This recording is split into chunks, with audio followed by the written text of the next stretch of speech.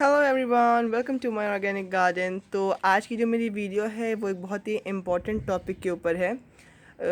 Basically कुछ ऐसे काम हमें अपने प्लांट्स के साथ करने हैं जो बहुत ही सिंपल और इजी हैं, पर प्लांट्स की ओवरऑल साल भर की ग्रोथ के लिए बहुत ही इम्पोर्टेंट और ज़रूरी काम है। तो आज मैं उन सब कामों के ऊपर डिटेल में बात करूँगा और मैं अपनी पूरी कोशिश करूँगा कि वीडियो जितनी छोटी हो सके उतनी छोटी बने।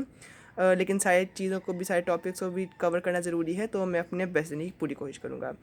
तो बेसिकली हम लोगों को करना क्या है कि मार्च के सेकेंड लास्ट वीक में कुछ ऐसे ज़रूरी काम होते हैं प्लांट्स के साथ। जब हमारे पेरेनियल प्लांट्स जो होते हैं, यानी कि जो हमारे साल भर रहने वाले प्लांट्स होते हैं, जैसे कि बोगनवेलिया हो गया, करी हो गया, चंपा है या फिर हिबिस्कस है, इन तरीके के जो हमारे प्लांट्स हैं उनके ऊपर ये हमें, उनके साथ हमें ये काम करना होता है।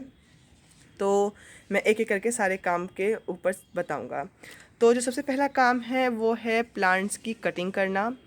तो देखिए, कटिंग आप दो बार कर सकते हैं, या तो आप अक्टूबर के सेकंड लास्ट वीक में कर लीजिए या फिर फेब की सेकंड लास्ट वीक में ये काम कीजिए। तो आपको दोनों में से एक बार करना है, या तो आप अक्टूबर में कटिंग कर लीजिए या फिर आप फेब में कर लीजिए। आपको दोनों बार नहीं करना, दोनों में से एक बार करना है।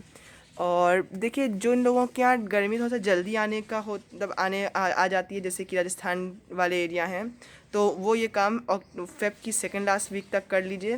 लेकिन जिन जगह पे से हम लोग एरिया जहाँ पे थोड़ा सा ठंडक ज़्यादा दिन तक रहती है, तो वो ये काम मार्च के फर्स्ट वीक तक कर सकते हैं। तो अभी हम लोग की मार्च की फ़र्स्ट वीक है।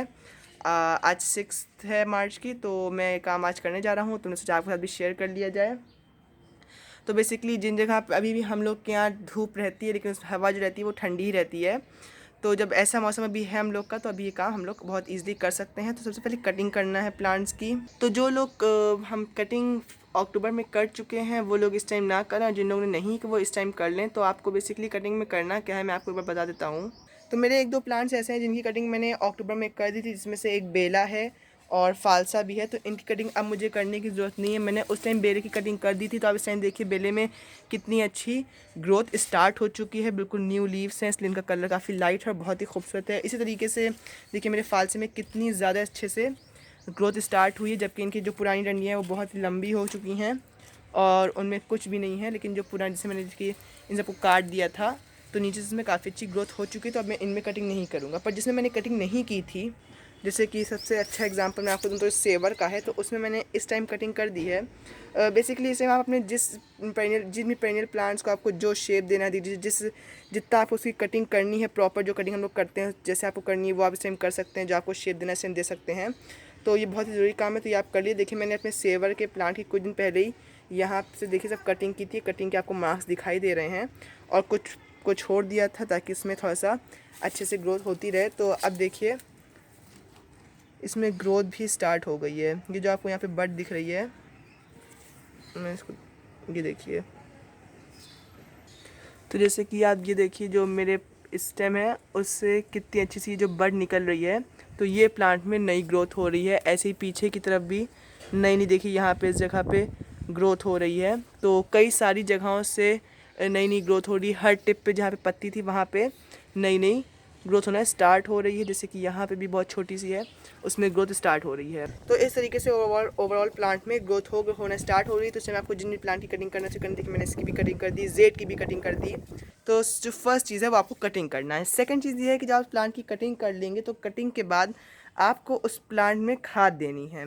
अगर आप केमिकल खाद देना प्रेफर करते हैं तो आप पोटाश, एनपीके या फिर अलग से डालना हो तो यूरिया और डीएपी, इस तरीके से आप डाल सकते हैं। लेकिन अगर आप ऑर्गेनिक मेथड फॉलो करते हैं तो आप सरसों खली नीम खली, गोबर की खाद, तो ये सब डाल सकते हैं। देखिए फ्रेंड्स, गोबर की खाद तो दोनों में रहेगी। अगर आप केमिकल वाला भी करें तब भी गोबर की खाद रहेगी, और अगर आप ऑर्गेनिक करें तब भी गोबर की खाद रहेगी। बस फ़र्क इतना रहेगा कि ऑर्गेनिक वाले में आप जैसे वो पत्तियों की खाद डाल देंगे और नीम खली डालेंगे, और इसी का उल्टा केमिकल में आप फंजीसाइड डालेंगे, पोटाश डालेंगे, यूरिया डालेंगे, डीएपी डालेंगे। तो इस चीज़ का फ़र्क है। मैं क्योंकि ऑर्गेनिक फॉलो करता हूँ, मैं सब ऑर्गेनिक ही करने की कोशिश करता हूँ, इसलिए मेरे ऑर्गेनिक ही जब मैं अपने प्लांट में डालूंगा तो वो भी मैं आपको भी आके दिखाऊंगा। और केमिकल वाला कैसे डालना है वो मैं आपको प्रैक्टिकली नहीं दिखा पाऊंगा, क्योंकि मैं मुँह से बता दूंगा आपको। तो जो सेकंड चीज़ आपको करनी है वो खाद देनी है प्लांट्स में। और खाद देने के बाद आप लोग पानी डालना बिल्कुल मत भूलिएगा। जैसे आपने प्लांट में जब खाद दी तो खाद देने के बाद आप फ़ौरन उसमें पानी डाल दीजिएगा, क्योंकि वो एक बहुत ही ज़रूरी काम है। और इस टाइम अब मौसम चेंज हो रहा है, धीरे धीरे गर्मी बढ़ रही है, तो अगर आपने पानी नहीं दिया तो प्लांट्स के ख़राब होने का और जलने के भी चांसेस पूरे पूरे हैं।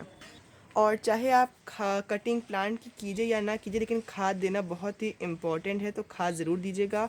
और अभी मैं अपने प्लांट्स को खाद दूंगा तो वो आपको दिखाऊंगा कि आपको आपके अगर छोटे पॉट्स हैं, जैसे इस तरीके के पॉट्स हैं, तो उनमें आपको कैसे खाद देनी है। अगर आपके बड़े पॉट्स हैं, इवन कि अगर बड़ी बड़ी बाल्टियाँ जैसे कि वो मेरी ग्रीन वाली है, तो उसमें कैसे देना है। और इस टाइम अपने प्लांट्स को जो थर्ड चीज़ है वो, अगर आपको अपने प्लांट्स को डिवाइड करना है तो डिवाइड कर लीजिए। जैसे कि एग्जांपल कि मैंने फॉक्सटेल फर्न का प्लांट लिया है, तो ये जो आपके फॉक्सटेल फर्न का प्लांट है, ये अंदर छोटे छोटे ट्यूबर्स पूरे प्लांट में नीचे मिट्टी के अंदर होते हैं, तो उनसे प्लांट का प्रोपिगेशन भी होता है। जैसे कि वाइट वाइट कलर के छोटे छोटे ट्यूबर्स होते हैं, और उनसे आप प्लांट को डिवाइड कर सकते हैं। तो इसमें आपको जो ऐसे प्लांट हैं जिनको आपको डिवाइड करना है, मल्टीप्लाई करना है, तो आप उनको डिवाइड और मल्टीप्लाई कर सकते हैं। पूरे प्लांट के पॉट से आपको प्लांट के रूट बॉल को निकालना है और उसको बीच से काट के आपको अगर डिवाइड करना है तो इस टाइम डिवाइड कर लीजिए। तो ये भी एक काम है जो आप इस टाइम कर सकते हैं, जो आपका थर्ड काम है डिवाइड करने का। और उसके बाद जो फोर्थ काम है वो ये है कि अपने प्लांट से, बेसिकली ये काम आपको खाद देने से पहले करना है। तो आपने अपने प्लांट के ऊपर जो मल्चिंग कर रखी थी उसको हटा के अपने प्लांट की मिट्टी को थोड़े दिन जैसे हल्की सी गुड़ाई करके एक दिन की धूप देनी है, ताकि आपके प्लांट में अच्छे से जो भी थोड़ी बहुत मल्चिंग के नीचे की प्रॉब्लम अगर कुछ हो, या कुछ भी इंसेक्ट हो, या फिर कुछ भी बीमारी हो, तो वो ठीक हो जाए। और सारी मल्चिंग रिमूव करके अपने प्लांट्स को एक नई ये जो मतलब नई ग्रोथ की स्टार्टिंग करनी, प्लांट करेंगे उसमें हेल्प करनी है। तो जितने भी सूखी पत्तियाँ और मल्चिंग है, जैसे कि मैं अपने आपको इसी प्लांट को दिखाऊं तो आप देख सकते हैं कि यहाँ पे कितनी सारी पत्तियाँ गिरी हुई हैं, तो इन सारी पत्तियों को आपको रिमूव कर देना है। और जब आप खाद देंगे तो खाद देने से पहले आपको इनको मिट्टी में ही सबसे नीचे दबा देना है, वो अभी मैं आपको दिखाऊंगा कि कैसे दबाना है, ताकि ये भी वेस्ट ना हो और इनका भी अच्छे से यूज़ हो जाए। और नहीं तो आप इनको अपने डिकम्पोज करने की बिन में भी डाल सकते हैं, कंपोस्टिंग बिन में भी इनको डाल सकते हैं। तो ये आपका फोर्थ काम हो गया जो आपको करना है। तो ये 3-4 काम थे जो आपको अपने प्लांट में करना बहुत ज़रूरी है, जो बहुत ही ईजी हैं, पर आपके प्लांट के ओवरऑल ग्रोथ पे काफ़ी इफ़ेक्ट डालते हैं। और फ्रेंड, जैसा कि मैंने कहा था कि मैं आपको खाद डाल के भी दिखाऊंगा, पर वीडियो ऑलरेडी 7 मिनट्स का हो चुका है, तो अगर मैं खाद डालने का भी इसी में ऐड कर दूंगा तो फिर वीडियो और बड़ी हो जाएगी। तो मैं सोच रहा था कि इस वीडियो को मैं यहीं पे रोक देता हूं और इसमें खाद डालने की एक अलग से वीडियो बना दूंगा, और इस वीडियो के बाद ही मैं उस वीडियो को फ़ौरन ही अपलोड कर दूंगा, ताकि आपको अगर देखना हो तो आप उस वीडियो को आराम से देख लें।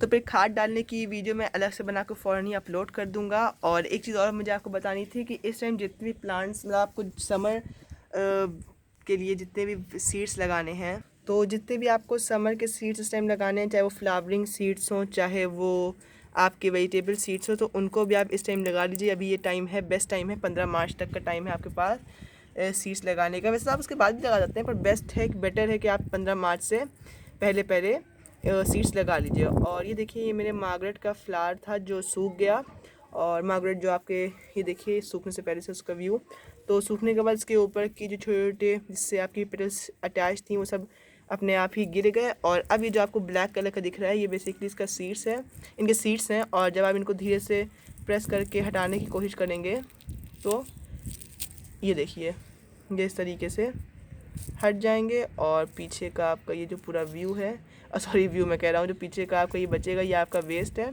और इसको आप कंपोस्ट बिन में डाल सकते हैं, और कहीं पे भी या फिर मिट्टी में दबा भी सकते हैं, ताकि ये डिकम्पोज होकर आपकी खाद बन जाए। तो इस तरीके से आपको मार्गरेट के सीड्स कलेक्ट करने हैं। ये देखिए कितने सारे सीड्स हैं ये, तो एक फ्लावर से आप इतने सारे सीड्स कलेक्ट कर सकते हैं। तो इस टाइम जितने भी आपको समर के फ्लावरिंग सीड्स हैं वो लगा लीजिए, और जितने भी वेजिटेबल आपको समर की लगानी है वो सब लगा लीजिए, और खाद और कटिंग कर लीजिए, खाद दे दीजिए, और जो जो मैंने कहा था वो सब पूरे तरीके से अच्छे से कर दीजिए। और खाद की वीडियो मैं नेक्स्ट डाल दूँगा। तो अगर आपको मेरी वीडियो अच्छी लगी हो तो मेरी वीडियो को लाइक कीजिएगा, शेयर कीजिएगा, और मेरे चैनल को सब्सक्राइब करना बिल्कुल मत भूलिएगा। और थैंक्स फॉर वॉचिंग फ्रेंड्स।